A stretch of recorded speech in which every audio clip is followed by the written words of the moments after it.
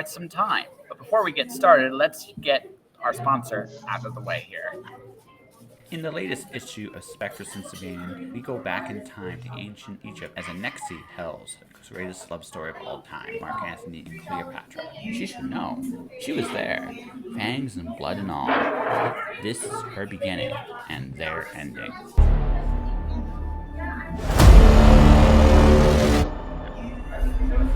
Spectre Cincinnati is ongoing on Kickstarter right now. To support it, please click on the link in the description below.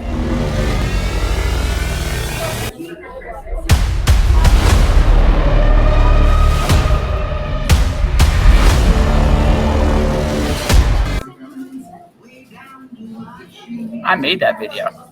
Nice. Yeah. Not bad, huh? Yeah, it looks good.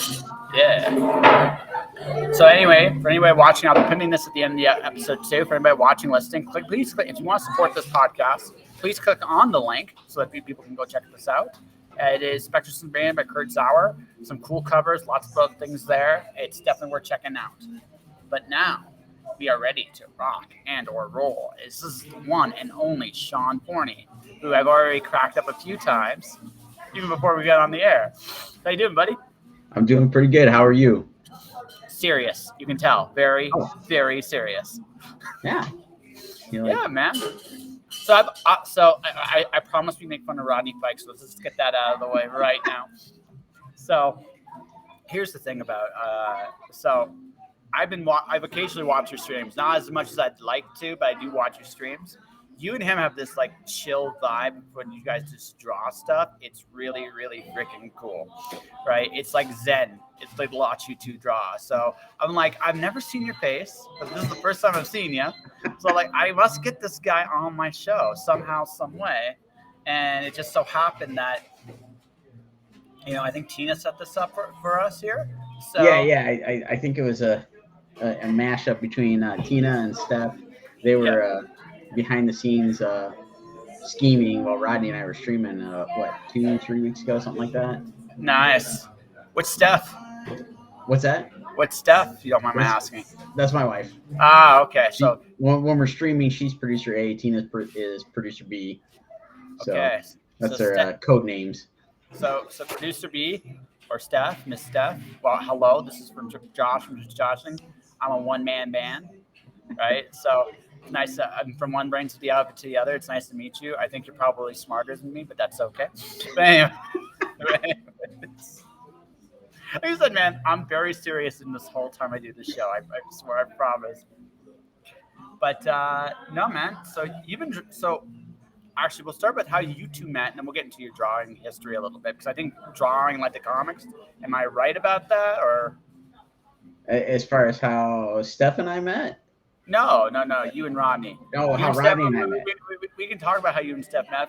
I mean, not because if you want, and I'm cool with that too.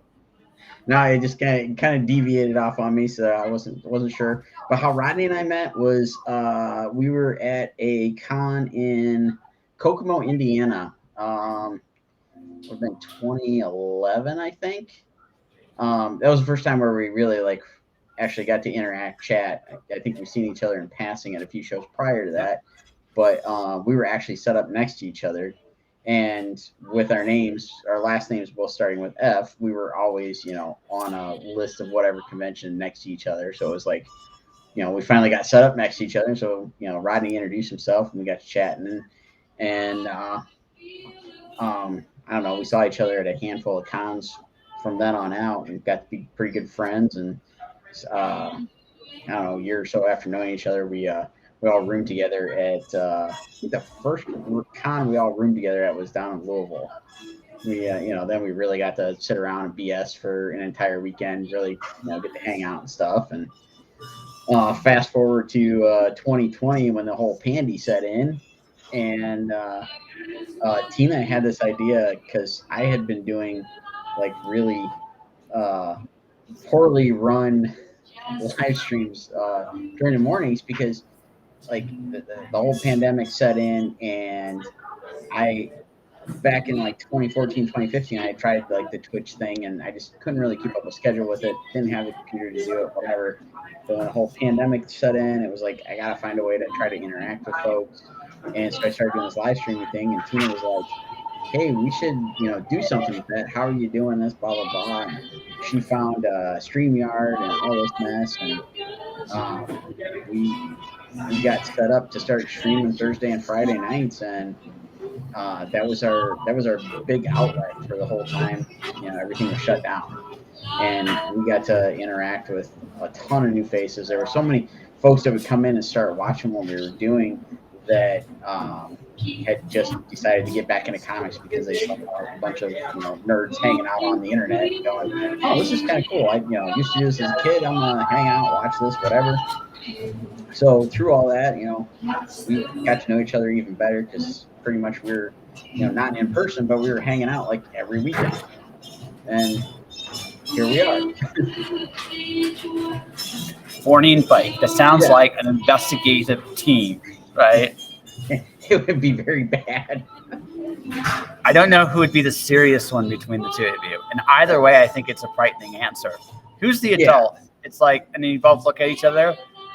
I think it's Rodney. I'm not entirely sure. I'd probably say it would be me. Rodney would be the one to like be aloof about everything. I'd get too OCD on all of it. Yeah. All right. No, it's really, really cool. Sorry, I just got an interesting. So I'm a freelancer. So I just got a freelancing gig that might have just fallen into my lap, which is wonderful because I'm excellent. Well, me personal on personal note, I got some really cool things that look like they'll be coming into the horizon, but the immediate future is kind of like I don't know what I'm doing yet. So I got kind of right. But my birthday will be awesome. It looks like, but I got to get there. So I got to figure out how I'm going to get there. Right? I might have to rob a bank, maybe. I don't know. Yeah. Well, I hope it all comes through. I think it will. One of the things about doing this or doing art for a living, there's a zen point. When you first start, you're like, oh shit, what if I fuck this up? That's always the beginning stage. Yep. Then you get your ass kicked a little bit because that's just how it works. Yep. And then there comes the point where you're like, you know what? I'm taking everything I've taken. I'm getting something for it now. Fuck it. I'm gonna keep going until I succeed. And what tends to happen then is the world started, I think, as a means to bribe you, starts giving you stuff because it realizes that you ain't going anywhere. So yeah, it's one of those situations. I've been able to, for the last year, since last October, make at least 4 figures as a freelancer. Now, not a high 4 figures. I want it to be more money because I'm a greedy bastard and I totally acknowledge this. But my confidence has definitely led me to more work. And one of my current freelance gigs is about my contract gets up next week. I get a week of being paid to do absolutely nothing, which is actually kind of really sweet. It's good work when you can get it, folks. It really, really is. But I'm looking at, but again, you're always hustling. And when I think so I've hit this phase now. This took a little while to get there because you don't, again, it's that maturity thing. And this is me we're talking about here. But what happens is it's when you don't have anything going, it's easy to hustle. When you do have something going, you still have to hustle. Yeah. And that's something that's taken some practice. You art freelance and making a creative career is an exercise in knowing who you are. Really good people know exactly who they are and who they aren't, and they try to build on the habits and make them awesome and try to discourage some other things, mostly. Just right? No one's perfect, but I mean, it's not about being perfect. It's about your voice and your story and stuff like that. So all of which to say is I figured out the right mentality. Now I'm just getting my shit together, which is just which at least I acknowledge I still have to get some of my shit together. Yeah, there's always some level of getting your shit together, no matter where you're at.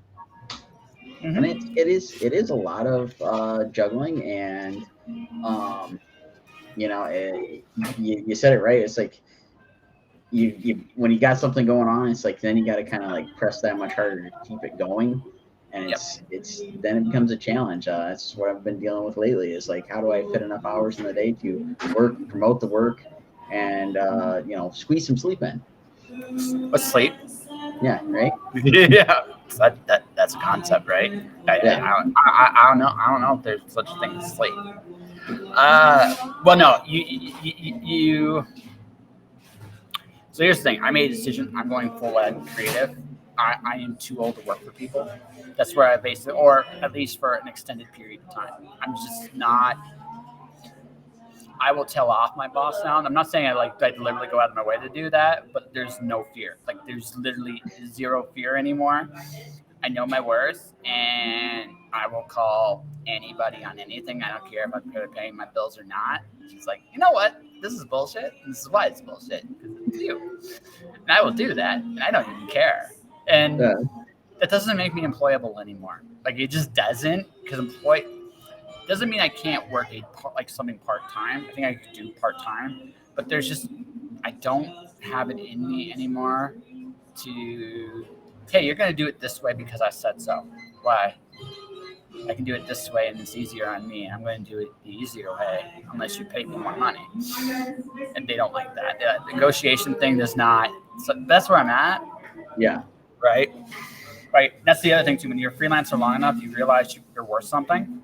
And when you realize that and you fight for it, it makes it, again, you can still work, like you're still working with people, you're still working for people to some degree, but it's a very different relationship. It is. It's so different than working where you're, directly reporting to somebody that's, essentially standing over your shoulder and, kind of ruling the way you do something. It's freeing in many ways. There's got to be there. I hear a story in that one. Like anybody, high school worked at, the local McDonald's, college worked at, a restaurant chain. And right after college, I worked in-house at a company where we made learning-based like training tools. And all those, they all come with their own things. Obviously, the restaurant industry is its own set of nightmares, and having bosses you gotta listen to and all that, and getting fed up very quickly. But then also, getting a different experience working in an office, working with, like basically a few people that play your boss, and getting a different vibe for it. And that was much more relaxing, much more freeing in a lot of sense, because I was actually doing something art related for a living, and it was more of a learning experience than anything. Diving into doing the freelance thing, where it's I've got to set every kind of rule and everything I've got to do within the parameters of what a client wants, and all that stuff is just one stepping stone to the next to figure out how do you do this stuff, how do you make it work and work for you. And yeah, I mean, like you said, there's stories. I could tell all sorts of horror stories of working in restaurants and whatnot, but I don't want to bore anybody with that kind of mess. Oh, so I don't know if they'd necessarily be boring, but you don't need to like sometimes like even when doing this, I've learned an awful lot just when you freelance and you're working with other professionals, you learn a lot from their mistakes. Yeah. Right?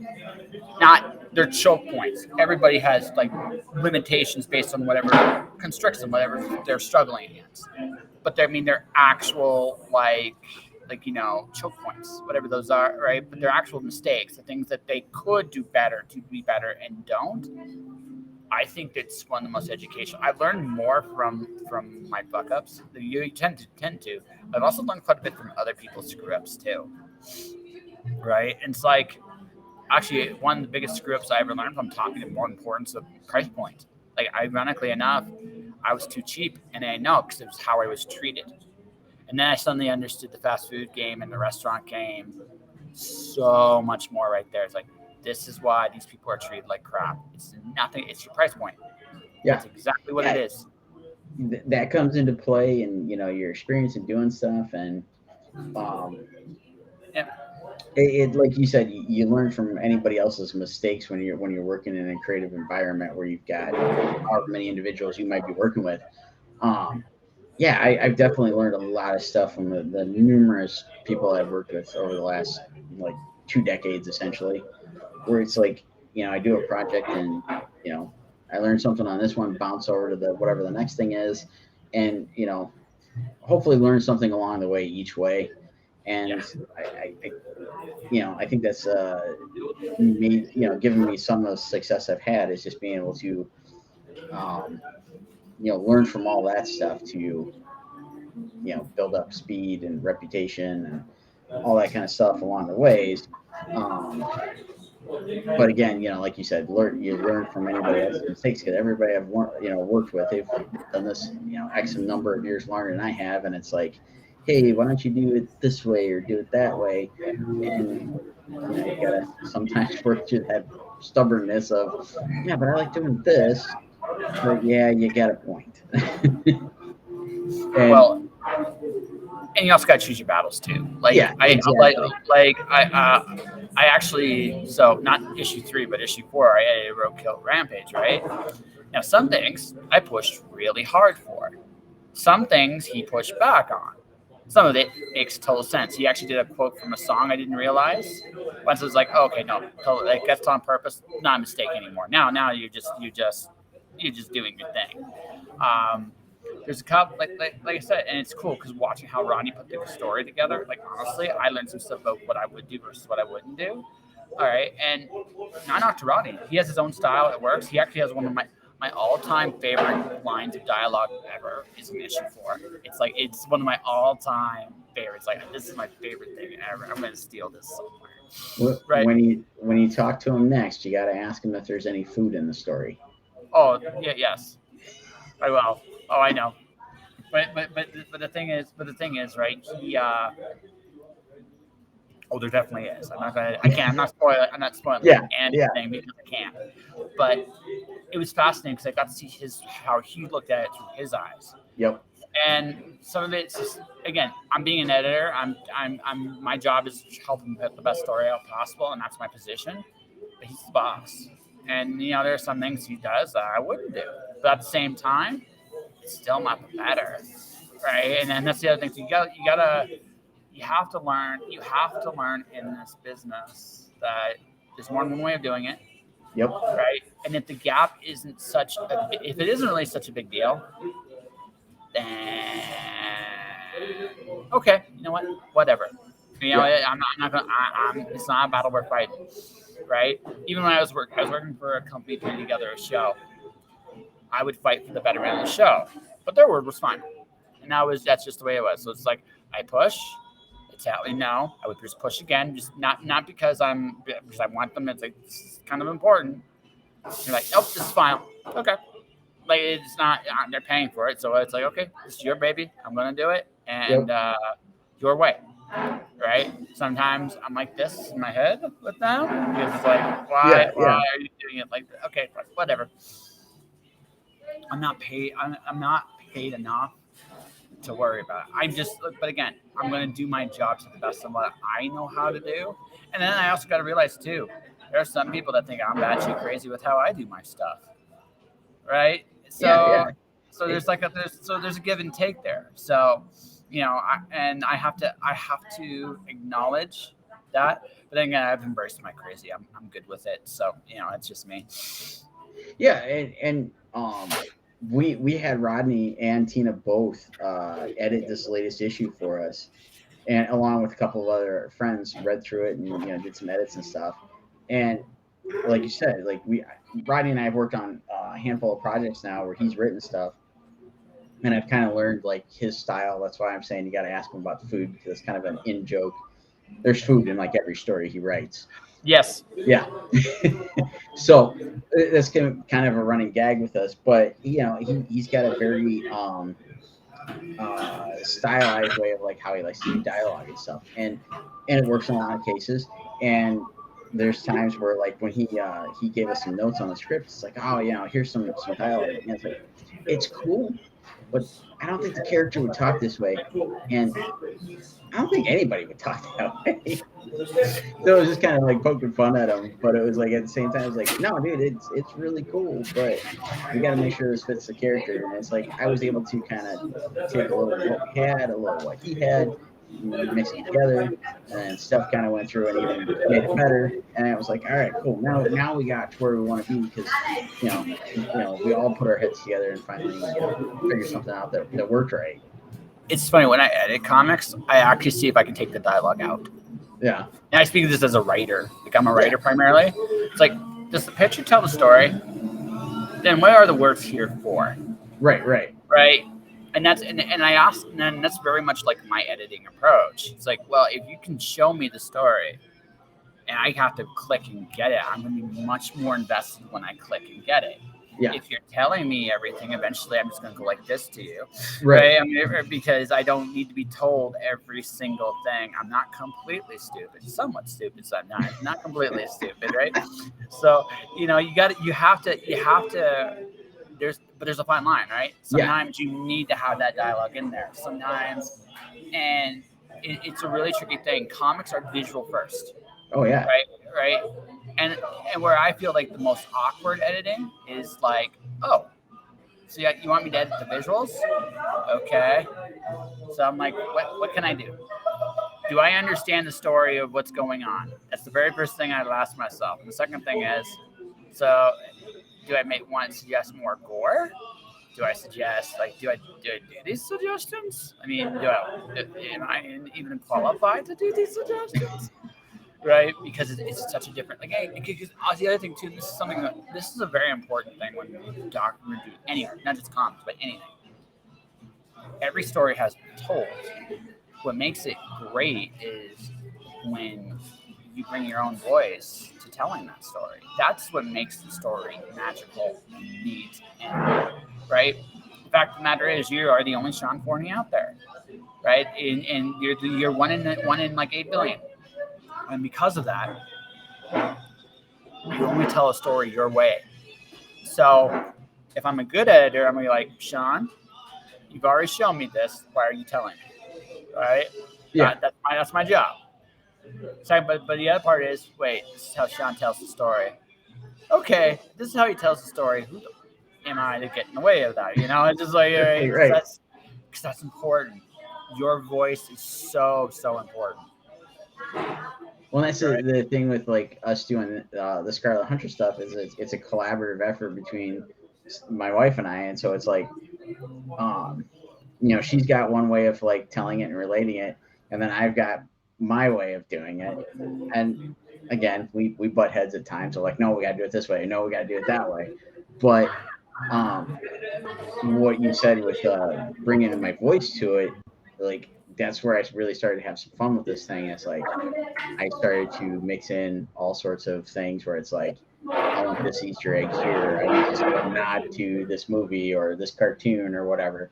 And I tried to put as much of me into it as I could to where it really started to entertain me just thinking of like how to tell a story.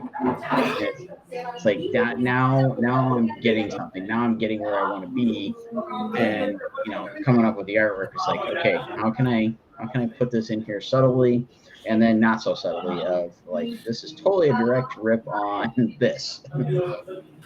Okay, so I did an Alice in Wonderland Greek mythology mashup story called right, and the first one's called Alice Zero, which got nominated for an award, which is cool. The second one's called Alice One, as in WON ? Okay. That one, she's in the Greek underworld playing croquet against Jason of the Argonauts. Because why not? Right? Nice. Right? Yeah. So it's a fun story. So now I'm having some fun with it. So the first thing I'm going to do is, the first one I'm doing is I'm asking is, okay, what Greek myths do I want to play with in Alice in Wonderland? How can I make them different? So I had this idea, for example, like the mock turtle from Alice in Wonderland. What would he be? And what would he be? Well, he's always crying. He's dealing with water all the time. What if Poseidon was trapped inside him? That'd be an interesting little thing. You look inside like the turtle shadow, and there's Poseidon trying to get out of this shadow. Not sure how he got in there, but that's part of the mystery too. Why is that there? what the story is really about is Alice figuring out who she is and what she wants to be. That's an old story, right? Coming out of the rabbit hole, waking up from the dream is something we've all been told. But the fun part is, what parts of the dream do I care about? Furthermore, how can I have fun with it? What's the story I really want to tell here, right? And when I start thinking in those terms, it's so much better, right? Because now I'm thinking it. Now I'm making it mine, right? My Alice is my Alice. There's nobody else that's done Alice this way because it's me. Does that make sense? Oh yeah, no, it totally does. I mean, we're doing a whole play on Little Red Riding Hood, and it's like, how do we make it ours? How do we make it unique? And obviously, there's all sorts of iterations of the character out there, and we've tried to make it our own unique thing. And then within the story itself and within the issues itself, it's like, how do I put my spin on all these things? How do I make this uniquely me? Yes. And then that's where I'm having a lot of fun with this. Is like I said, I've tried to kind of put Easter eggs in there, little homages to, favorite movies, favorite TV shows, what have you, and just have fun and also I get to choose how I'm telling the story through the art. And I started working on our script. Like, I think when we started out with it was an odd count, like 37 pages or something like that. It's like, well, okay. I want to make this a double issue. I want to get it to 48 pages. And I started looking at some of my favorite books, my favorite comics. I grew up with as a kid, whatever, and stuff I'm reading now. And I'm like, this is totally missing some of that flair of all the stuff I like to read. The late 90s comics where, big action, double page splash, just giant spreads, all this kind of stuff. And so that's what I started doing. I'm like, I can totally jump this page count real quick. So it's I got this one big action shot, and it's like, dude, I'm drawing this out over 2 pages. Like, it needs that space. It needs to breathe. And so it was quickly, I was like, okay, I got the page count up. Now I just got to make sure this all fits. So I'm going back. I was literally tearing paper, going page 1, page 2. Okay, yeah, these line up. And doing that just to make sure I had it right. And it's there's still one page we need to add in there just to make sure that the story kind of flows the way we want it to. Because it's I got all my pages lined up, but we left a space in here so that we can fill in a gap, and we're working on that part. But it's just those are the things. It's I need to have fun while doing this, because otherwise it is work. It's I have fun while I'm doing it. This is my way of having fun. When in doubt, have fun. That's rule 10. That's my 10th rule. So I have 10 rules to success, and that's the 10th rule. When in doubt, choose the most fun. Nice. Yeah. Yeah, you don't always get to have fun doing the right thing, but when you can, or if you're not sure, okay, well, I mean, it's as good a reason to make that decision as anything else at that point. Yeah, it's I don't know. I mean, maybe other creatives do it. Maybe it's just me, but I feel when I'm doing some of this stuff, it's I feel so kind of locked in a groove where it's oh, I've got to do this so that it meets, this person's expectation, and it meets that expectation, and blah, blah, blah. And it's well, wait a minute. This is also supposed to be fun. Somebody's got to enjoy reading this. It's what kind of added flair can I bring to this thing to, give it some of that fun? And it's I kind of try to get out of my own head at times while doing this stuff, because it's there seems to be so many sets of rules. It's I got to follow it. And it's all right, some of these need to go out the window so I can have some fun and make this look cool.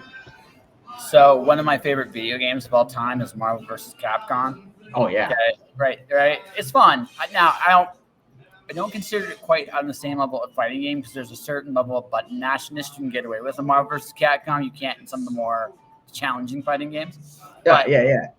But my favorite Red Riding Hood character is that one. She's got a freaking machine gun, man. She just doesn't. Okay. She doesn't mess around. She's coming at you with guns. It's I gotta go back and look that one up. I haven't played Marvel vs. Capcom since it was first in the arcade. So I'll tell you my fun Marvel vs. Capcom story. This is me when I was actually really good at video games. No, I once upon a time as a fighting game guy, I was championship level. I was really, really good. To the point, so you always remember you go to the arcade, there was always these guys that would hog these machines, and then whenever you wanted to play your game, they'd come kick your butt. So in the first Marvel vs. Capcom game, my team was riding in the Hulk. I smashed them without a single combo. Nice. So all of them, they all tried, they all failed, they left me alone. So whenever I would go to the machine, this happened with every other fighting game I played too. I would play somebody, except for like Mortal Kombat. I wasn't that good at Mortal Kombat. I was okay, but I wasn't great. But Street Fighter, like Tekken, Virtua Fighter, like you name it, I was good. I was good at pretty much all of them. And so this is what happened. I'd show up. If it's a new game, I'd learn the system, smash you, right? And then that's literally what would happen. Tekken 4 is the last time I was really, really good at a game. I got to the point, again, everybody in the arcade, just let it go, let me play my game. Every once in a while I get called on to fight, but for the most part, they'd leave me alone because this is what would happen. I'd work them, and they'd spend all their money trying to beat me. Nice. And I like, so 1 quarter for me would last like an hour. So it's just like when you get to that point, you're like, yeah, I'm good at this. I was really, really good. So Marvel vs. Capcom, they left me alone. They tried me. And when I'm just beating the crap out of them with Akuma version Ryu and the Hulk, they just, after a while, it's like, we can't beat this guy. So we're just going to let him just do his thing. It's the best feeling in the world when you're that good. Yeah, dude. That's awesome. Yeah. I loved those games. I haven't played them in a long time, but anytime I go somewhere where there's, old school arcades, like, yeah, I got to play this for a little bit. But now, here's the thing. I'm not that good anymore. Here's how it works. Mentally speaking, I still know what I'm doing. I know the special moves, all that stuff. But, as you know, everything has certain muscle memory. I haven't played in so long, so I'm too slow. I'm just too slow now. So what happens is someone that's really playing the game and knows what they're doing is going to work me like how I used to work all of them. Oh, yeah.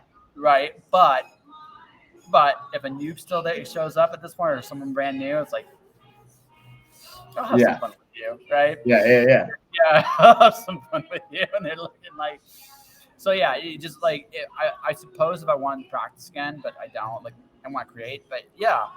I just wanted to say, but yeah, old school arcades, when I go into them, if I see like one of the old games, the game I have the softest spot for is Marvel vs. Capcom 3 and Street Fighter Alpha 3. Oh, yeah. Street Fighter was my jam, dude. I played everything from Street Fighter 2 through, I think, Street Fighter Alpha 2. And I did the X-Men fighting game, the Marvel fighting game, the Marvel vs. Capcom. And I kind of after that, I kind of fell out of playing anything like regularly. But yeah, those were the like high school, hang out with my friends. We'd go to the arcade and just goof off for the night and, sit there and play it until it was like, okay, we're all out of quarters, time to go home. Yeah, pretty much. That was my thing too. So Marvel vs. Capcom, I was my game of choice, like my characters of choice. I told you we're writing the Hulk. Yeah, the second one, Juggernaut. I love Juggernaut. I love me the Juggernaut. Right, so. I was usually partial to either Spider-Man or Wolverine. Those were my usual go-tos. Spider-Man was super cheap if you knew what you were doing. Like, he was super, super cheap. It's just web, web, It's like, oh, no, it was annoying to fight. Anyone good with Spider-Man was annoying to fight because it's not that you can do the web. It's when you know when to do it. It's so annoying. It's like, no, I got caught. And then there's the maximum spider. What happened? My bar went to like 0. That's what happened. Damn you, Spider-Man. Like, yeah, damn you, Spider-Man. It was all that was it. Street Fighter, my character was Vega or Ken. Nice. And then later on, I really had fun with Cammy. Cammy was super fun to use. Yeah. Yeah. Yeah. I usually stuck with Ken or Ryu and on occasion Guile. And when they started adding the characters, I liked Cammy and Fei Long. So the only problem with Fei Long was he couldn't take a punch. Yeah. Yeah. That was the only problem. He's a decent character, but if you fought anybody, I figured out with Vega like a big cheat with Fei Long, right? So that Fei Long could never get near me, ever. Yeah. It's like it didn't matter what he did, right?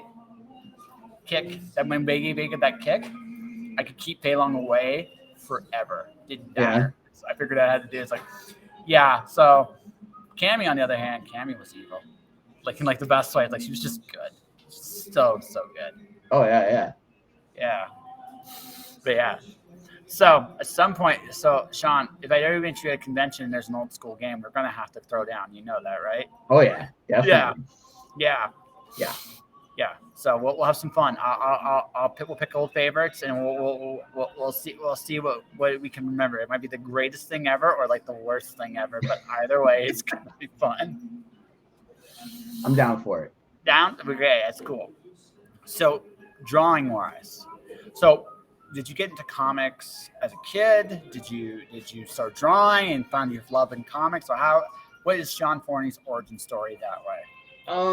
So when I was a little kid, like, basically when I was able to hold a crayon and, mom or dad wanted to keep me occupied, it was like, here's crayons and paper, have fun. And I don't know, I just got into it, and I was a big nut for He-Man. That I was like all of like 2-3 years old watching He-Man and sitting there with some crayons and drawing and coloring books, whatever.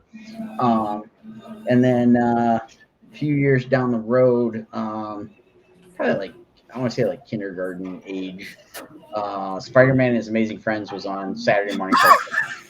Oh wow! And I got hooked on that, and as far as I remember, that was my first time like seeing Spider-Man. I just loved the cartoon. Saw the Macy's parade with the big giant Spider-Man balloon, that kind of stuff. That got me hooked real early on.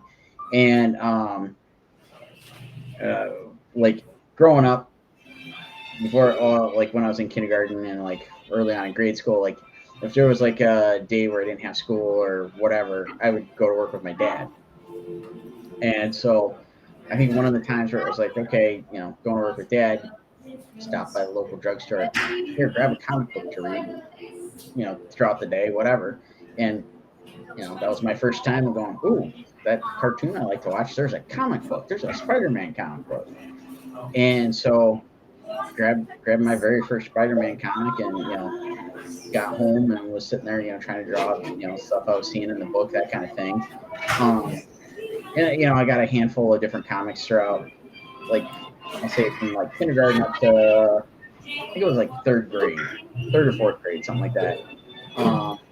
And then around that time, Marvel started putting out the Marvel trading cards, and I think that was fourth grade. Like myself and like there was like a small handful of all my friends at school where like we started collecting them like religiously. And one of the kids, he came to school and he's like, yeah, my mom took me to the comic book store and comes in with like a Wizard magazine and a bunch of cards and comics and all this stuff he's got. And it's like, wait, what? So, it's like end of the school day and it's like, drag my mom over to his mom, like, tell us where this comic book store is. I want to go to the comic book store. And, a couple days later or whatever it was, she took me to the comic book store and it was only a couple miles from our house. So it was easy to get to. And walked in and I went looking for all the Spider-Man comics and all this stuff, and it was right as they were doing the Maximum Carnage storyline. Okay. And I picked up like the first issue of what was coming out in that storyline, and the guys working at the store, he was like, well, if you want to get all these books, sign up for a pull list. So my mom did. She signed me up, not realizing how many comic books were going to come out with that thing. Yeah. So Marvel always has been this way. Yeah. So for probably about a year, I had a pull list where we would like every week or close to every week got to go to the comic book store, get a stack of books, and then kind of fell out of it for a couple of years. So that was, like I said, that was like fourth grade, and I think like I kind of got out of it like 6th, 7th grade, something like that, and kind of got reintroduced to it around 7th grade because another friend of mine was at school.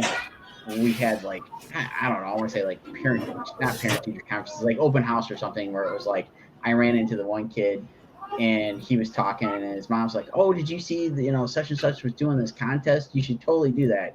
think it was like Wizard was doing a thing where you had to like name all these X-Men characters or something goofy like that. And so it was like around that time I saw that, and then went to the corner drugstore again, and they had the latest issue of the Age of Apocalypse storyline that they were starting to do. The very first thing that they had this Joe Madureira cover on it, and it was like I instantly fell in love with it.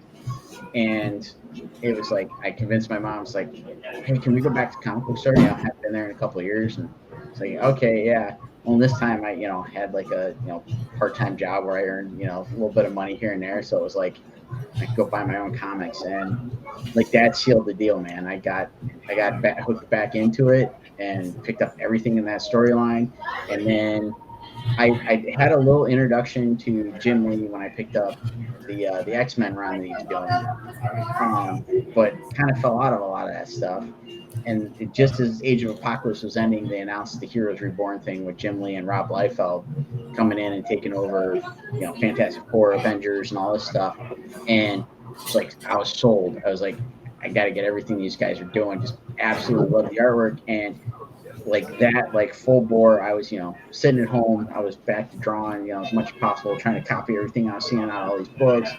That's where I learned, like, from Wizard magazine, like how you break into the comic industry and all this mess, and like that whole culmination of things all added up to like I'm gonna do this for a living. And like my parents kind of looked at me like, sure you are. And like everybody at school was like, yeah, okay, sure, and I think like after that it was like all through high school, like as much time as I could, I would sit down and draw a bunch of pages and send them off, and hopefully get a portfolio review or whatever. And then took a lot of bribing. It was like I think it was the summer between my junior and senior year. I convinced my mom to like let me go to. It was like one of the first Wizard World Chicago's. Okay. And got to go meet all these creators that I had just fallen in love with their work and all this kind of stuff, and did the portfolio reviews with all the big companies that were there that year. And then it was like, okay, how do I like seriously pursue this and blah blah blah. And decided on going to school for art and did all that, and started getting some gigs like just as I was graduating. I mean, they were small, like stupid, like somebody needed a piece of artwork for a calendar type things. And then I started hitting up some of the conventions that were closer to home, and just like started like digging in as much as I could. And then right after college, we like set up our first con, and like about a year later, we were diving into. That was when we first introduced our Scarlet Huntress character, and then it's just been kind of hit the ground running and catching up to where we are now. Okay, so I got so much I could ask you about there. Right. There's so much in there. Oh no, there was. Like, for example, just for fun, what did you think? So I'm not here to make fun of Rob Liefeld too much today, but that Captain America run was bad. Like, it was bad. And did like at the time, yeah. And here's what I'll give Rob Liefeld all the credit in the world. His energy he brings to his books is phenomenal. However, sometimes the way he draws stuff, you notice certain things. And when you notice those things, you can no longer. And Captain America, unfortunately, suffered from this tremendously. Yeah, and to his credit, I mean, whatever he had going on, whatever he was doing, whatever, I still absolutely fell in love with that stuff. And I actually got to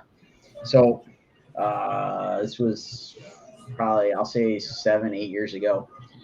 It was I think it was literally the night before we were flying out to go to San Diego. My buddy tags me in a post. Rob was looking for a colorist because his colorist went on to greener pastures or something. I don't know. Yeah. So I'm like, yeah, I don't know. I don't know the guy. Like this is some dude that's like, on a giant pedestal compared to where I'm at. Okay, whatever. So we get to the con, and I had done all the portfolio review things at San Diego, and I was setting up with my buddy in small press, and I was like bouncing around, going out, trying to hit up a lot of the different publishers and stuff while I was there. And it was like Saturday afternoon, and it's like my buddy's like, because my buddy had like really pushed me into doing the whole coloring thing, and he was like, "Dude, you should do it. You should, do this." And I had done, a handful of like coloring work up to this point, and he's like, "Just go drop off your stuff," because we had actually, Rob had done a signing at the Image booth, and he had Gina Carano with him. They were doing a relaunch of Evangeline or whatever the name of his book was, and she was there signing stuff. And my buddy and I went over and we chatted with him real quick, but it's like, dude, like, this guy's probably like not even gonna give me, 2 seconds of his time, whatever. So I decided, all right, it's end of day Saturday. I'm gonna truck my butt all the way across the other side of the convention center. If you've ever been to San Diego Comic Con, that is like half a mile walk. At least. So I get all the way over there and I see his table's empty, and I'm like, oh man, I just made my way over here and he's not here. And so I'm sitting there and I'm kind of like, what do I do? And I see the banner next to him, and it's Marat Michaels, and I go, well, I know they used to work together. I don't know what their relationship is, or anything like that. I was like, at least his table neighbor, at least he might know where he's at. So I go up and I was like, hey, if Rob's coming back today or what? And he's like, I took off with the family for the day. He'll be back tomorrow. And I was like, oh, well, I wanted to drop off my portfolio, so I was looking for colors, blah, blah, blah. And he's like, I'm looking for one too. He's like, well, let me see what you got. So I hand over my samples and he kind of like thumbs through them really quick. And he's like, I got some work for you. We'll be in touch. So it's like, all right, I'll swing back by tomorrow. So I did. Like Sunday, I was like, I'm going to take the last ditch effort to see if he's here. Do the same thing, run over there again, and he's actually there. But as I get up, Marat kind of starts tapping my shoulder, and he's like, hey, this is the guy that was here yesterday. And I was kind of taken aback, going like, wow, he actually remembered me, and he's actually going to give me an introduction here. So I met Rob, and Rob flipped through, and he's like, yeah, we'll be in touch, whatever. Like, give me a little bit of time after the show's over. Okay. So I get home, and I don't know, a week or so passes, and I shoot Rob a message, and he's like, I got some stuff for you, we'll be in touch, blah, blah, blah. And in the meantime, Marat sends me an email, and he's like, hey, color this up, we'll do this as a sample piece, let's see what you got, this kind of thing. And so I do the sample piece, and he's like, all right, he's like, I got some more work for you. And I think it was like another week or so later, I got to first I got to color a Ninja Turtle thing for Rob that was just, I think it was like a personal piece, and then like Marat and I started like taking off with like stuff we were doing, and then I finally got the call where it was like, hey, I need this cover done for we're redoing Blood Strike. I got this cover. I need it tomorrow. Dude, I'm all over it. Like, send it my way. So I did it. I knocked it out, and I was like, dude, I just got to color a cover for Image. And like through the mix of all that, just silly circumstances, whatever. Like I said, the stuff with Ron and I took off, and we got hooked up on doing. He came up with this idea of doing a parody of Winnie the Pooh in a Deadpool costume, and it like went like hotcakes, man. Yes, and so we've been doing it for like 7 years now, I think. And like I'll say at times we do upwards of like a dozen covers per month for this book. And so like through that silly happenstance of like going over and doing this, and I know I've kind of gone off the rails on the whole thing about Captain America and the Heroes Reborn. No, this is the way better. That all led to this. So like last weekend, 2 weekends ago, Marat and I were in New Jersey doing a convention, promoting a bunch of stuff that we worked on with all the Duty stuff and all this stuff, and sharing goofy stories like this, like because the gentleman that invited us out was like, well, how'd you guys get connected? So it was like really cool to be in person, and like both Marat and I tell our different points of view of like how we ended up meeting at that con and how we got hooked up with all this stuff, and just like it was like the whole comic book industry and everything. It's like everybody it at first seems like it's a giant, massive space with all these people in it. And the next thing you know, it's like it's tiny and everybody knows everybody. And Absolutely. so then it's through all that, then it just kind of ends up in this situation where it's like, yeah, so like this dude that I was like idolizing as like a high schooler, I got to work with him a few times, and it's like we'd say hi to each other, we see each other at a con or whatnot.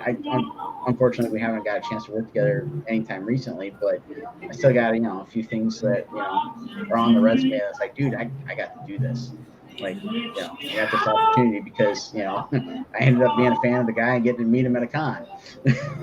So, two things. One, that's a better story than I was asking you. So don't worry about it. It's a way better story. Second, in a very small way, I envy you.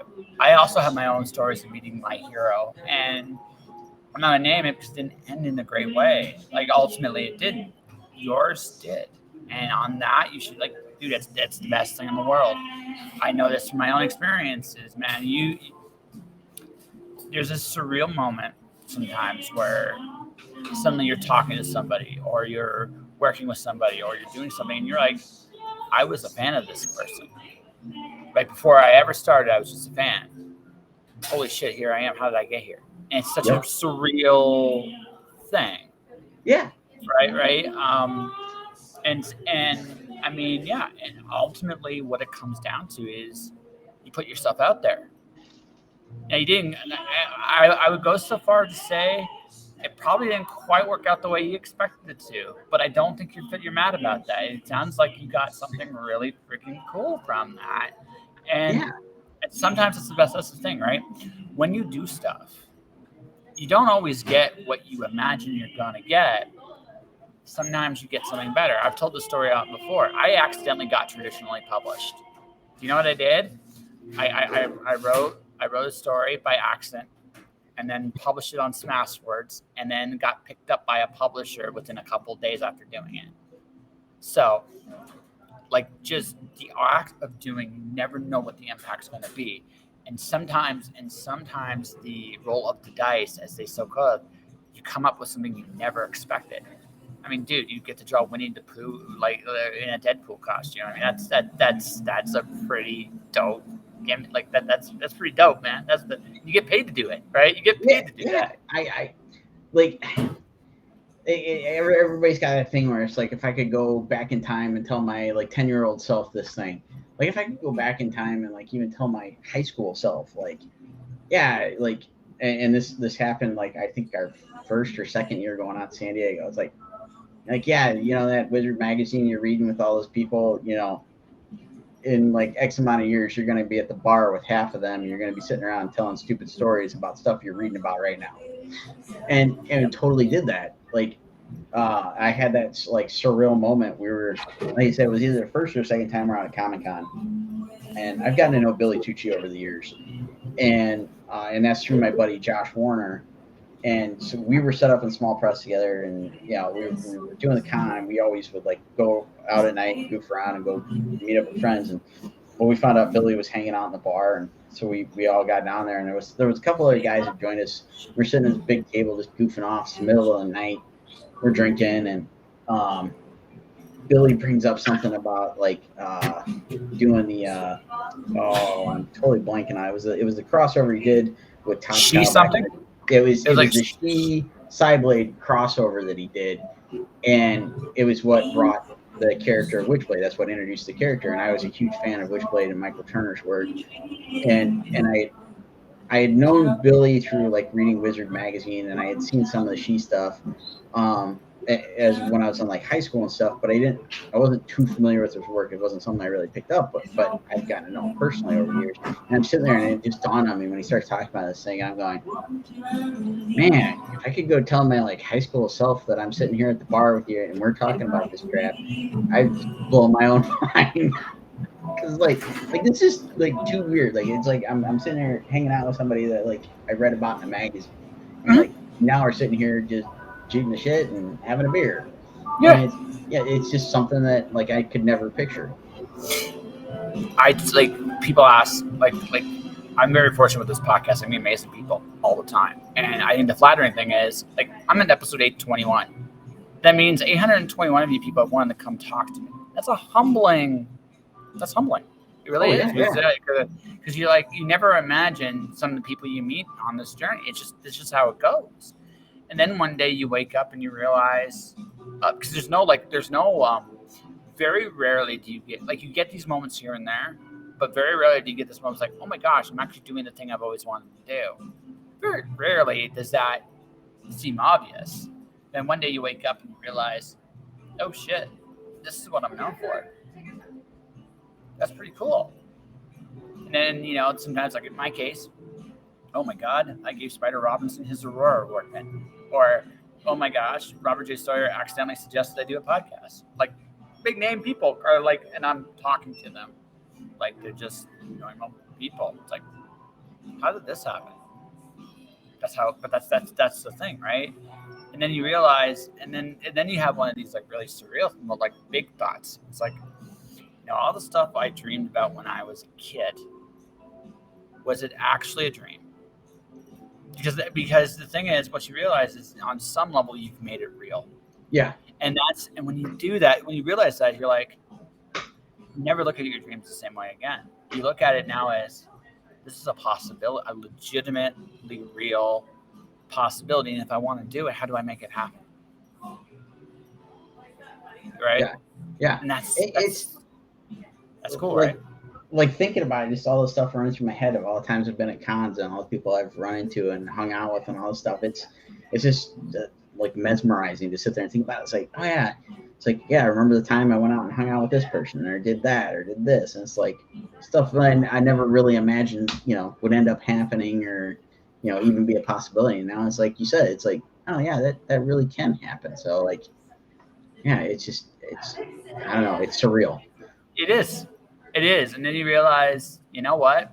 And this is where you get older / wiser and stop, shrug, right? It's what you realize is from the last step is you learn to enjoy it. That's the last step. And then I realized that's really what this life's about. You can make cool shit happen all the time. You just have to, it's a struggle sometimes. Like I said, I don't know what I'm doing in the next 2 months. I still don't have a real clue. But if I get through the next 2 months, I'm going to do something really I never imagined I'd do. Yeah. Right? So, yeah, that's a pretty surreal thing. Right? That's surreal. And it's like, okay, and how did I make this happen? Because I did stuff. Like, it's not even like, now, did it work out according to plan? No. It rarely does. It's always it's not a point A to point B. It's a point A to point B to point C to point D to point double Z before you get back to where you wanted to be. And it's always a crazy journey. Yeah, it always a crazy journey. But here's the thing: do you always want to go back to where you wanted to be? It's just okay. So, like for example, one of my big goals was to be like a tour superstar, like one of those guys that wrote the big epic fantasy novels that people bought and loved. I don't want to do that anymore. I want to tell my own kind of crazy stories and let people enjoy them however they enjoy them.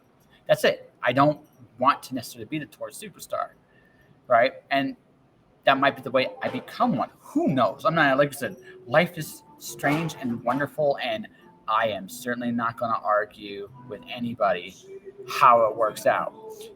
But I realized, like, what I wanted and what I got what I wanted. It just doesn't look like what I imagined it did. Yeah. I always wanted to be traditionally published. I've done that. I've always wanted to be recognized for my work. I've done that. I did it on my own. And no one's really gone out. I did an epic poem with Alice in Wonderland in Greek mythology. Right? So it's like I've been traditionally published as a poet, and I've been regularly published myself as a poet, and then I've done novels, I've done all these things, and I'm like, what I just want to do is just create stuff people enjoy. I don't care if it's an official list. I'm past that point. It's like, I don't give a rat's ass, right? It's like, do you like my shit? Cool. I may never hit a best-selling list. I may never hit a chart. I don't care. Yeah. Here's what I care about. Am I doing it? Are people liking it? Am I getting paid for it so I can keep doing it? That's it. That's all I care about. The rest of it, right? And I realized like that's what I want, and that's what I really wanted, and I got it. And that's a cool realization. Now, don't get me wrong. There's still like some what I would call the pipe dream stuff. Like, I would love to do Green Lantern for DC Comics. I am more of a DC guy than a Marvel guy. I feel we differ there a little bit, and I totally understand. That all said, right? If Marvel called me and say, "Hey, listen, you want to do Silver Surfer?" I'd be like, "Do I?" Right? Yeah. I'd totally be for it. But I realized if I don't do those things, I'm okay with it. Like it's no longer about hitting those marks. It's like I'm just gonna tell my stories, and I'm gonna open my big ass mouth and have people on my show. That's all I really care about. And the rest of it, I'm just gonna trust it's gonna magically work out. And somewhere down the road, I'll probably be one of those crazy dudes in an RV with a Mystery Machine style van with my giant ass logo, and go, "You want to be on my podcast?" It's like, "Sure. What are we doing?" Like right now, it's a little sudden. Here's a beer. Okay, I'm in. Let's go. And that might be my life next year, and I'm good with it. It's just one of those. It's one of those things. I just realized that we end up doing exactly what we want to do. The question is, do we control that want, or do our desires control us? And that, I feel, is really the big question. What one? Your desires, or you saying, "This is what I want to do, and I'm making all the conscious effort I can to do these cool things." I think that's it. I think the rest of it's just gravy. Yeah, it totally is. And it's like you said, I too have like kind of changed the way like I want to pursue stuff, and how I might want to chase down certain gigs, or hopefully those gigs come to me by chance or circumstance, whatever. It's just kind of like I'm doing a thing that I enjoy, and I'm gonna do my best to make sure that keeps trucking along. And if other cool opportunities arise, I'm gonna make every best effort to tackle those things, and try to keep everything else still going while I'm doing my other stuff. Yeah, exactly. That's it. The rest of it doesn't really matter. Yeah. I don't care, and I no longer care what it looks like on the outside. I no longer care for recognition. I don't care about any of that crap. All I care about is, am I doing what I love with people I love, and am I having fun, and am I making a living doing it? Yeah. That's it. I am too old for anything else. Yeah. Yeah, it's I'm kind of in that same boat. I mean, as long as it hits all those marks you mentioned, I'm good. Yeah, and that's it. Like I realize like people aren't necessarily complicated. It's just like that's what they want. The challenge for most people is realizing what it is they actually truly want, and not let whatever fears or insecurities get in the way of what they really want, because that's also a want. It's just a different want, right? And that's what I said, where your wants can rule you, right? It's always about figuring out what that balance is for you. We all have different desires, wants, dreams. Like I'd like to meet someone, fall madly in love, lust, whatever that looks like, getting myself all kinds of trouble, and have a wonderful time doing it. Right? It seems to work out for a lot of people, for everybody, but it seems to work out for a lot of people. So, but again, and it's one of those things, and you gotta be okay with it. It's like what I realize it's that. It's going to sound like really, really like cosmic big thing. It's about seizing your destiny, whatever that actually is, whatever you want it to be, and going for it, and not letting anybody tell you basically otherwise, right? Yeah. And even if it doesn't look like it, even if it doesn't end up like you imagine it would, and we've talked about this, it won't, folks. I promise you. It's just life will say, nope, you're not going to get it quite this way. Very rarely you get what you want perfectly, and to the point that if I do, I'm kind of scared. Right? I mean, it's like, what? How did I do this? This isn't how this normally works. But but that's the thing, right? It's about, we all, I think, have these dreams and these possibilities inside us. what it really comes down to is, do we have the courage to see where those roads go? Yeah. Yeah, that's the challenge. It's and when this whole crazy journey started, it was I dove in head first of like because Steph got offered a job teaching in southern Indiana. We both grew up and lived in Ohio all our lives, and it was like, all right, I'm gonna dive head first into doing all this stuff freelance, and it was, you know, sink or float, whatever, however that saying goes, and it's like you gotta make this work one way or another, and it's obviously a struggle, and making it to where I'm at now, but we kept chugging along, and thankfully I've made it to a point where I'm like I said, I'm happy with what I'm doing, and I will take every advantage of anything that comes my way if I can do it, and I'll keep trying to make everything else happen as best of my ability. But as we've talked about, it's like it's not always in my hands. It's just kind of whatever's going to get thrown that way. I actually don't really think much is in our hands. So Yeah. the other thing I like I realized something very, very big about this life, and that's there's really only one thing you're in control of, and that is your reaction to any situation. Right. I realize that the rest of it, I'm not going to say it's due to dumb luck, but it's just like it's more like it's bigger than you. Yeah. It always is. It's always so much bigger than you, and it's that weird. So I have 10 rules of success, like I said. So I'm going to mention 3 other ones here. Rule 4, the rest is rain. So I don't know if you're a Star Trek guy. If you are, a little bit. My favorite quote from Captain Picard is he gives Mr. Data advice. He goes, Mr. Data, sometimes it's possible to do everything correctly and still lose. Yeah. He's right. Yeah. The rest is rain. Like, you can't control where the rain's going to fall. You can't. So you have to recognize the fact that all you can really do is prepare for the rain, and you hope for the best. But it doesn't mean the rain is going to fall. Sometimes it's just going to be clouds just going to taunt you. Sometimes that's just the way it's going to be. Yeah. Life is inherently unfair, and that's not a bad thing. But sometimes it sucks. Right? The other thing is rule 9. You never fall in love with outcomes. If you're so set on one thing, like you could have missed that opportunity if you have been so focused on just working for Rob.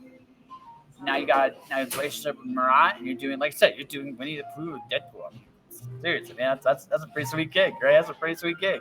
Yeah. So, but you were open to it. You didn't let yourself be like. You were detached from the outcome. If you had been so attached to it, you would have missed that opportunity that was right in front of you. But instead, the opportunity came your way because you were ready for it. I have a tendency to believe that, but that's just me. Right? So that's rule 4, and that's rule 9. Here's rule 3. Don't quit. The cliche, don't quit. So. Yeah, and that one has got to be the hardest, I think, for anybody doing anything creatively. And I think we all got that, that little demon on our shoulder or whatever that, kind of goads us to want to do that at times. It's like, no, well, there's going to be something better. There's going to be a way around it, a way to fix it, whatever. It's never as bad as it seems. It's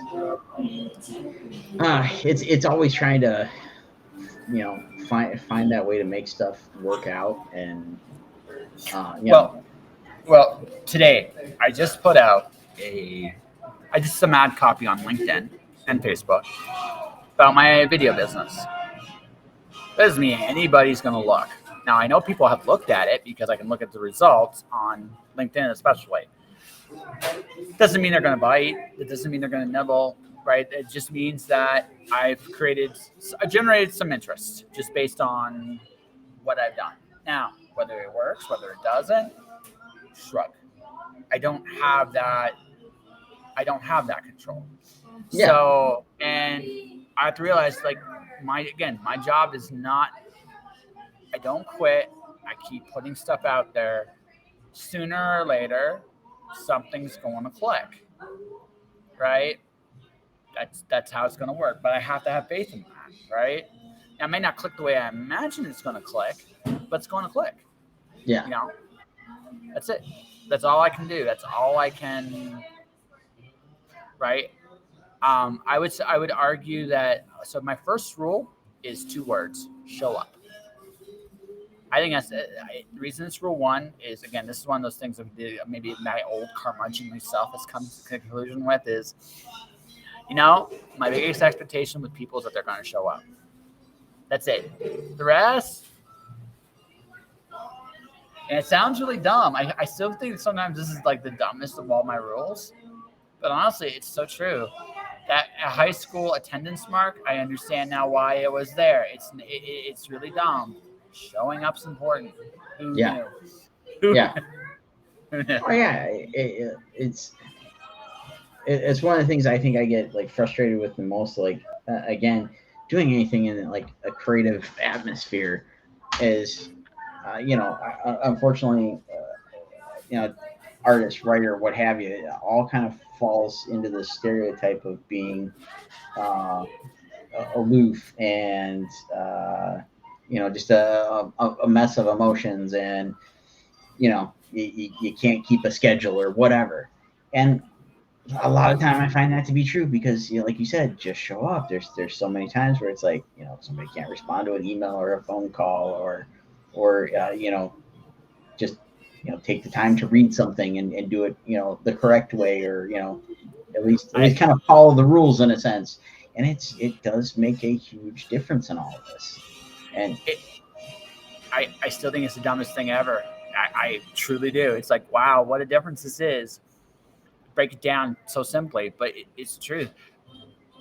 A creative life involves discipline. It's the biggest thing. People that really succeed at it have discipline. Yeah. You learn it because life says you ain't getting paid unless you have it. Yeah. That's it. Are you going to show up even when you're not seeing anything? Are you going to show up when it is hard? Are you going to show up when you might even be starving a little bit? Because it's a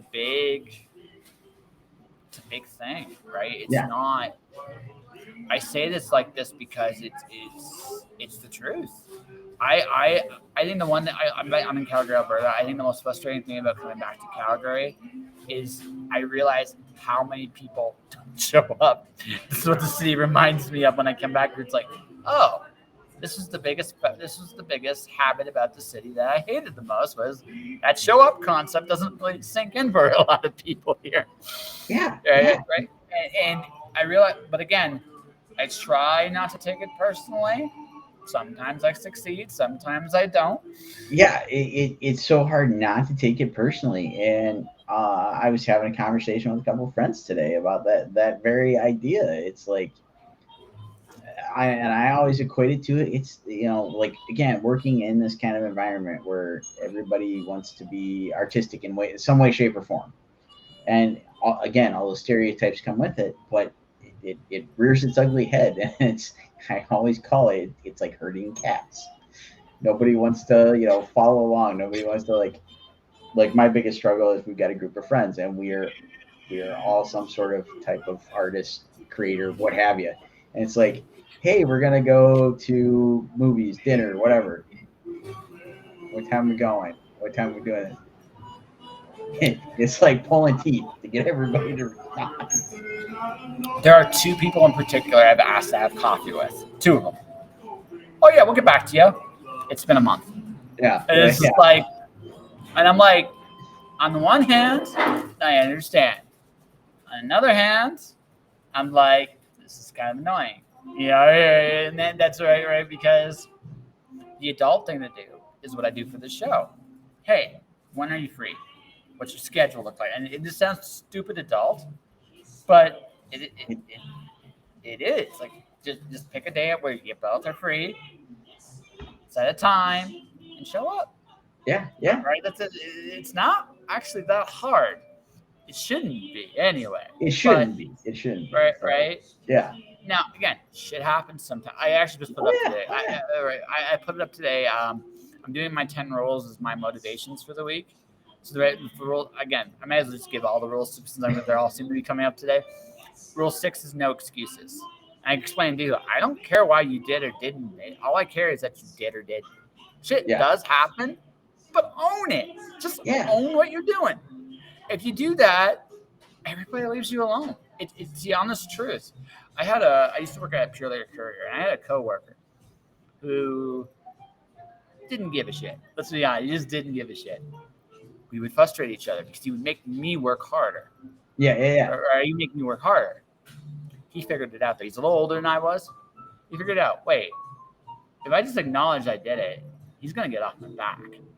Yeah. Because he takes accountability. And once he started taking accountability for it, what else can I say to him, really? Right? He takes accountability, and he made more of an effort as a result, too. Once you take that accountability, that tends to happen, right? So when he did still screw up, I'm more forgiving now because he's not going to deny it. He's just like, yeah, man. And sometimes it wasn't his fault. Like, I remember what his job was. Sometimes you just have a shit show there. You just do your best. That's all you can do, right? And because I've been up there, I did his job. So I knew what his job was, right? So it was like, yeah, okay. I'm not going to be mad at you. I don't care I care you do your best. I don't really care about much else, right? And again, I probably sound like a marginally adult to some people on here, but this is it. Like this is when you get older, all you care about is, are you going to show up and are you going to do what you say you're going to do, and are you going to do your best at it? Yeah. So much of the rest of it is out of your control, but it's amazing. Those two little things will put you ahead of like a whole class of people. And I don't understand. It's so fundamentally simple. That's why I think it's like my first rule is like the dumbest rule ever. Show up, but it's true. Yeah, it totally is. And again, it's like everything in doing anything creative. It's that is the thing that, you know, gets you that little edge on everybody else is showing up, doing the work. Doesn't always mean that it's the greatest work or, you know, whatever. It have to be. It's done. And done is what gets, you know, makes things happen. And that's the one thing I struggle with a lot is like anytime I'm doing stuff, and you know, I try my darndest to not miss deadlines and things like that. But you know, if I'm working with somebody else, and like I said, a lot of work I do is coloring work, so I'm usually like the last guy in line to get the stuff. But you know, guy A or B doesn't get their stuff done on time, then it falls on me, and it's like now I gotta, you know, pick up the slack and make up for the lost time. And 9 times out of 10, that's the way it is. It's just I've just come accustomed to that's the way it's going to be. I'm going to be the person to bring this all together and, you know, make sure it gets done on time as best as I can humanly possibly do. And it's, you know, like I said, it's a struggle at times, but you do what you do to, you know, get the job done, and you're making somebody happy somewhere in there. And then you're the person that gets called on the next time going, hey, you got all this stuff done. You met all my needs. So, or, you know, you want to do the next thing. And that has been a godsend for so much work I do, is because I can, you know, I can usually push myself to make those things happen, to, you know, accommodate a crazy deadline or whatever it is. So you remember back in the good old days when comics were just all in the comic shop and Diamond hadn't yet taken over everything. Sometimes you see these guys doing these fill-in issues or these guys doing this work, and you're like, why are they doing the work? And I know the answer to that question. They get it done. That's what they cared about. Yep. You're not always the best. Yep. You don't always need the best. In fact, very often those people caught up being perfect are their worst enemies. Unless they're worth a boat ton of money, right? Unless their stuff is so valuable they can be that guy that pushes everything behind, right? And drive their editors to drink early, right? Yeah. That's a handful of people. To everybody else, so what does that editor love? Hey, I need this done in 20 days. Okay, day 18. Oh my God, it's done. Thank you. Thank you. Yeah. Because that's what they're paying for. They're paying for that relief. They're paying for that relief. Yeah. And it's like, you know, I try not to, you know, put that on anybody of giving like an unrealistic deadline. And I, you know, like I said, I always try to make sure I get myself done in timely fashion, get it done on time, and try not to, you know, put anybody in that struggle, I guess, because I've been there so much myself. It's like, I don't want to do that to anybody. Like, I want to make this thing go as quickly as I can with, you know, within reason. Well, yeah. I mean, all you can do at the end of the day is the best you can do. Yeah. I do hope you make more. As again, life in Starbucks, ladies and gentlemen, sometimes they gotta do their job too, and I totally get it. Like you said, I'm a professional. Remember that. I'm a or something like that, right? Yeah. But again, same even with this podcast. It's not always the like I said, it's real. You can tell it's real because of everything you can hear in the background, right? But it's that all the time. That goes a long way. It puts me ahead of people that only come out once a month or twice a month because it's like my stuff's always there. That goes a lot farther than people realize. Yeah. Oh yeah. It's that bit of like repetition that people pay attention to. They're gonna see your name constantly pop up in, you know, whatever various feeds on Twitch and whatnot, and they're gonna be like, oh, hey, let's check this person out because they're doing this thing. And that's right. I mean, that's why I've got hooked on certain things that I listen to during the day of, you know, listening to like YouTube videos and stuff because they kept popping up in the thing going, hey, we're covering this, we're talking about this. Like, oh, well, I'm going to start listening to it. I need something to have for background noise to, you know, keep myself sane. Yeah, so just fair warning. I mean, yeah, I'm on YouTube too. No, I'm kidding. I'm teasing. But it all, like I said, but that's just it. Like people start listening, and people start regularly listening, and suddenly you're there, and it's like, whoa, cool. How did this happen? That's it. One of the biggest keys to success, ladies and gentlemen, show up. As dumb as it sounds, it puts you so far ahead of the curve. Yeah, it really does. Okay, so let's go. Let's talk about you. Let's talk about. So you've been doing Scarlet Huntress for like how long? This is like year 18, and it's taken like 3-4 years in between issues at times, but we're finally wrapping up the story arc we started way back in like 2004, really 2006, because the first two Scarlet Huntress things we did, she appeared in an anthology comic, and it was like 2 short 5-page stories, and we honestly came up with the character because the company was like, hey, you want to do something for this anthology? And I was like, all right, scrambled to figure out something to do. And at the time, I lived in Toledo area and Steph lived in Columbus area. So I called her up. I was like, hey, I got this opportunity to do a short 5-page story for this anthology. Can you help me come up with something? And we kind of spitballed stuff back and forth over the phone and came up with like a semblance of a script. And I drew the thing. And she turned it into a script, and I think at that point, like I lettered everything and put everything together to send off to the publisher, and like we were complete noobs at doing all the stuff, and got the stuff to the publisher, and the publisher printed the books, and I think it was either our first or our second convention appearance, and the publisher had the books in hand. He had to come by our table, have me pay for like the X number of copies I wanted to buy to have on the table so he could go back to the front and pay for it for the weekend. Like, that's how new we were to all this mess. And so we did that first short story. That happened. They asked me to do another short story, and it crossed over with like their main character. And I did that. And the publisher liked all this stuff, and he came to me and was like, hey, do you guys want to do a one-shot with your character? And they were going to publish it, flip the printing bill and all this stuff. And we just got to, you know, keep the rights to our character and all this mess. And so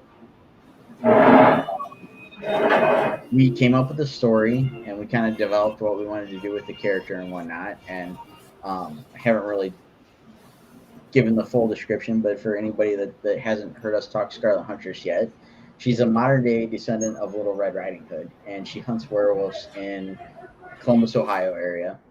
And that was basically like our premise for when we decided to start coming up with this character and do this story. And we build off of that. So we kept the archetypes of like the Red Riding Hood character, which is Scarlet, and then the grandmother, which we call Grams. That's Scarlet's nickname for her. And we came up with our villain, the big bad wolf, was what we came up with Vincent. And you'll find out some stuff about that in this latest issue where we wrap up this whole story arc. And it's basically a revenge tale. Scarlet is trying to figure out why her mother was murdered, who murdered her, the whole mystery. Because she had kind of like run away from home. She goes off to college, decides to like leave the hometown, go off and do her thing, discover herself, what have you. She finds out her mother's murdered. She comes back home. She thinks her grandmother's sick, and then finds out mom was murdered. Here's the family history. Grams tells her to go looking through the old family storage stuff, and finds the cloak. Finds out that the Red Riding Hood mantle, the Huntress mantle, has been passed down through their family lineage from generation to generation. So she's like the latest in line of being a huntress and hunting werewolves. And that was basically our premise we came up with, and we've been running with it since then, trying to do the books. When we did the first issue, like I said, the publisher had asked us to do this thing, and they were going to do the printing, blah blah blah. It was a new publisher, whatever, stuff fell through, didn't end up happening until like a year later. We moved from Southern Indiana, moved into Columbus area, and we decided, okay, we're going to foot the bill. We're going to try to print a handful of these books and see what we can do. And so we did, and we hit a handful of conventions. This was 2006, and at the time there were really only like 3 or 4 conventions we could usually hit throughout the year. It wasn't like there is now, where there's a convention somewhere every weekend. It was like kind of feast or famine when it came to the conventions, and I'd only been doing the freelance thing for 2 years, and it's like this whole mess of like, how do we do this? How do we keep this thing going? And us doing the book and having it on the table led to I got some other projects that I got to work on and stuff. And so it was like, okay, I'm doing these projects, so my time would get filled up with working on everybody else's stuff of whatever I was doing that was paying the bills. And all of a sudden, like, we're going to a couple of cons, and people are going, well, when are you guys going to do another issue? When are you going to do another issue? And it's like, well, got to find time to do another issue, and got to find a way to afford printing another issue. Crowdfunding hadn't been a thing yet. So fast forward 2009, my buddy who I mentioned earlier, Josh Warner, he and I on a whim apply and go, you know what? We've done the con thing the last couple of years. Like, we need to hit the big show. We got to do San Diego. Yes. So we applied, and we both decided, well, we're going to apply for small press, because we both had small press books, and figured it was our best shot. We applied, we got in. But then when we looked at all logistics, it was like, oh my God, there's no way we can do this. This is our trial run. We figured out how it works. We're going to save up money. We're going to figure out how to do this next year. So next year rolls around. We both apply, but I'm still in this mindset of like, I can't find time to work on our own book. So I didn't have a new book. And every year to apply for small press for Comic-Con, you have to have your own book. And you got to have it published within that calendar year. Well, I didn't have anything to show for it that year. So Josh got in, and it's like, well, just come set up with me. Okay, cool. I'm still going to try to, chug along and try to get another issue out. Well, didn't happen for that year. I went with like a little preview book. The next year, finally get the issue. And so I think if I'm remembering right, we're hitting like 2011. We've got issue 2, and another buddy of mine, Josh Metters, to give everybody a little backstory, like, he was battling cancer, so I would go hang out with him during the day while his wife was at work and his kid was at school. And he's a fellow comic book artist, and we would sit there and we would work and just shoot shit and whatever. And somehow I was sitting around coming up with ideas, came up with this whole thing where I should do a book from Scarlet's point of view with all sorts of cryptids. And I was like, that's a really cool idea. Like, let's make this happen.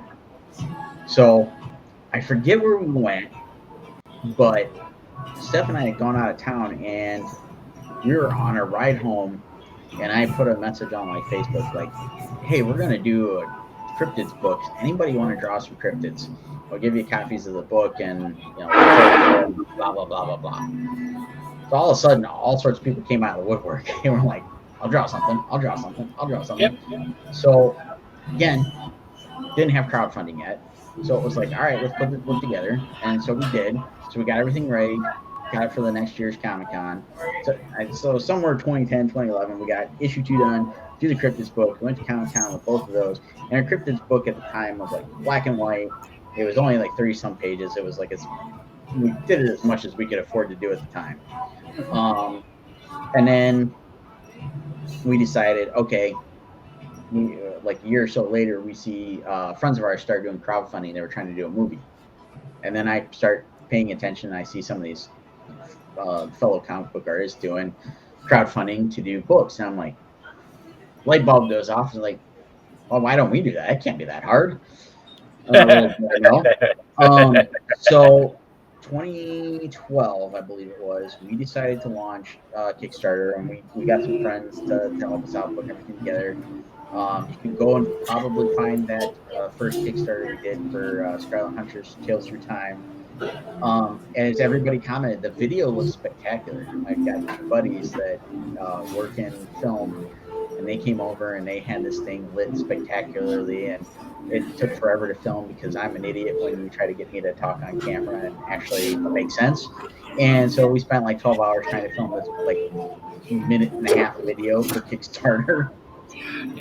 Note to the audience: when you do commercials, they actually require more work for less time than actually a longer form. I don't know why it works that way, but it does. So we did that Kickstarter, and it was a struggle because we didn't know what to do. It was like dive in head first, figure it out as we go.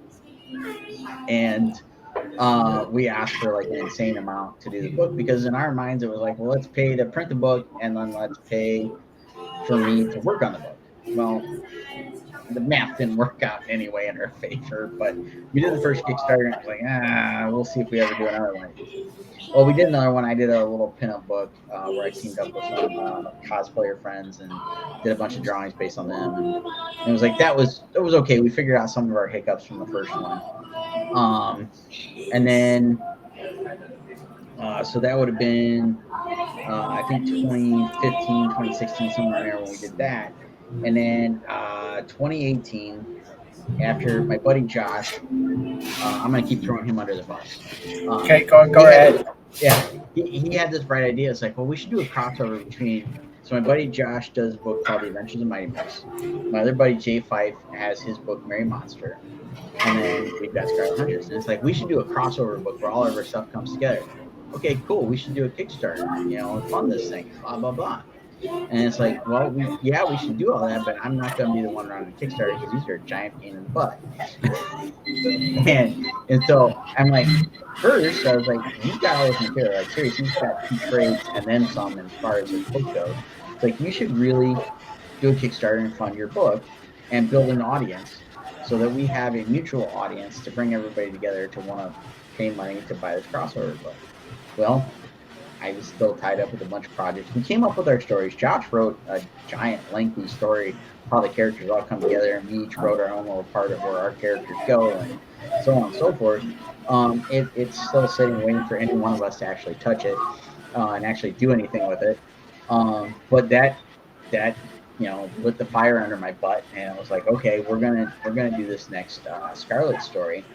And I was like, well, we did the last one as an anthology. It was 3 short stories. I want to do the same thing with this one because I got asked by the Greater Columbus Arts Council to do a piece of artwork for the Columbus Convention Center. And so they let me just have at it with whatever I wanted to do. And it's like, well, if you have something of yours that you want to do, and advertise, go for it.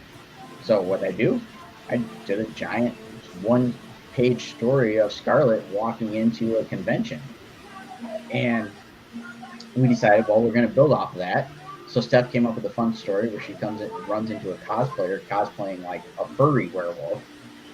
And, we have fun with that. And we came up with 2 other short stories. We build off of the story we've been running in all the books so far to keep building that story arc. And then we did a story where she goes to Wright-Patterson Air Force Base and runs us into some gremlins. So that was like, okay, we did a Kickstarter. We did all of our math right. We actually came out ahead on this one. How can we do this again? And like, let's try for even bigger, better. Let's have some more fun.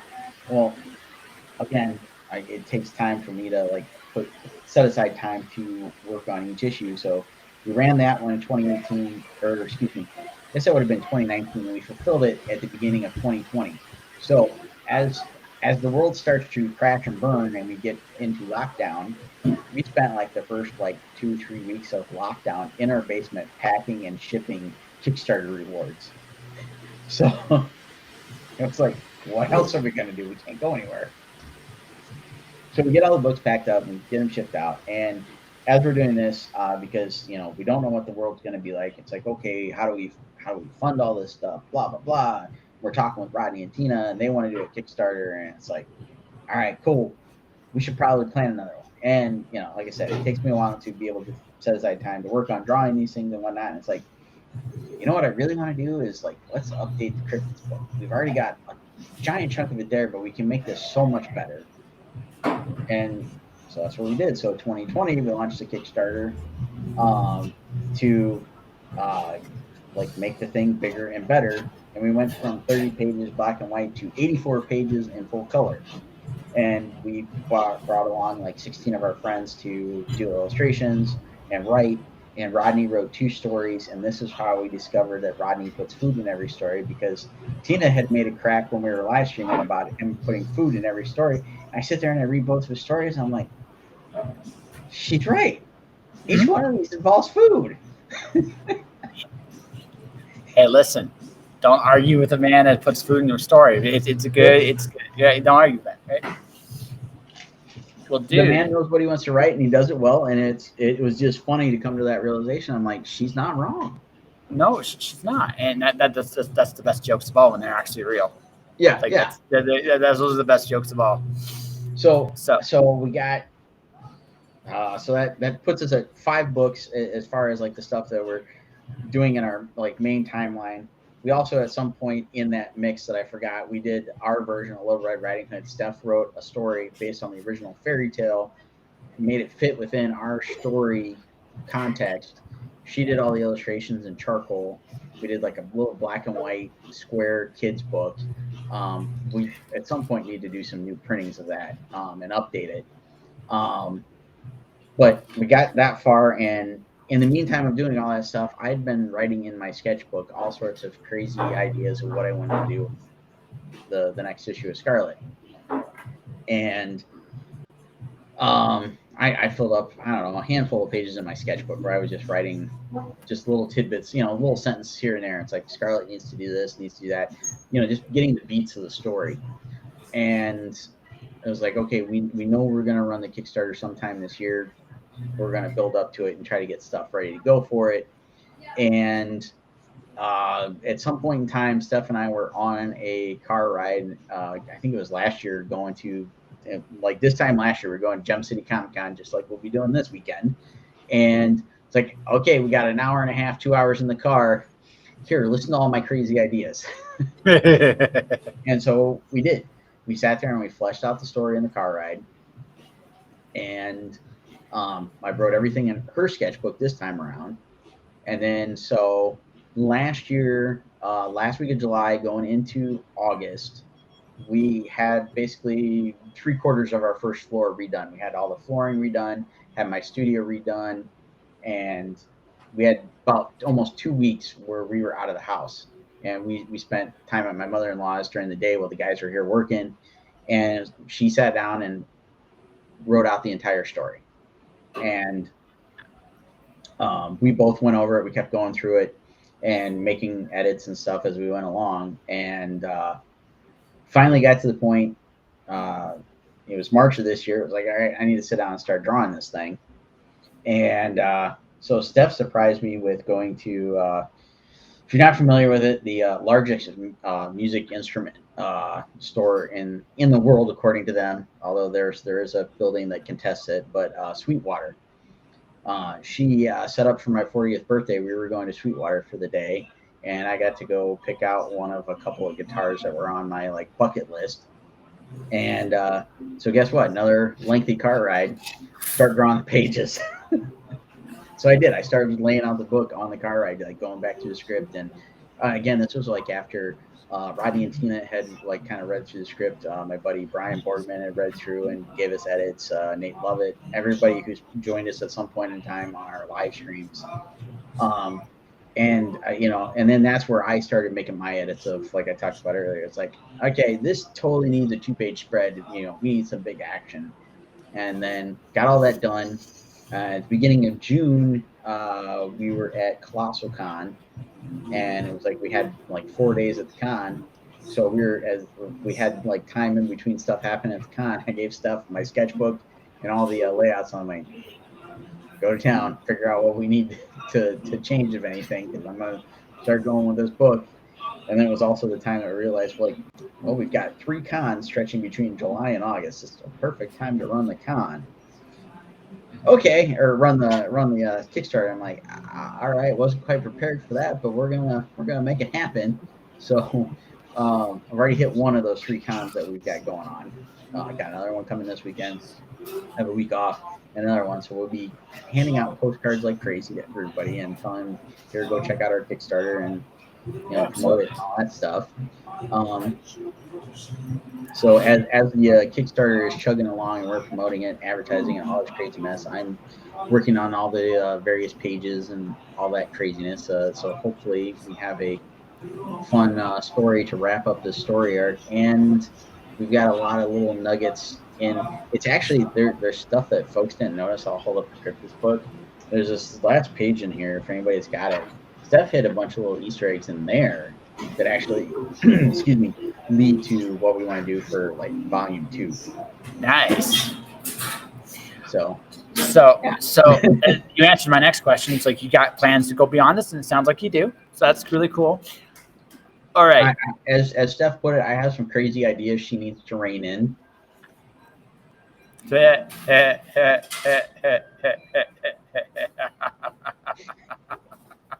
okay. I say it like that because I know better. Here's what she's gonna do.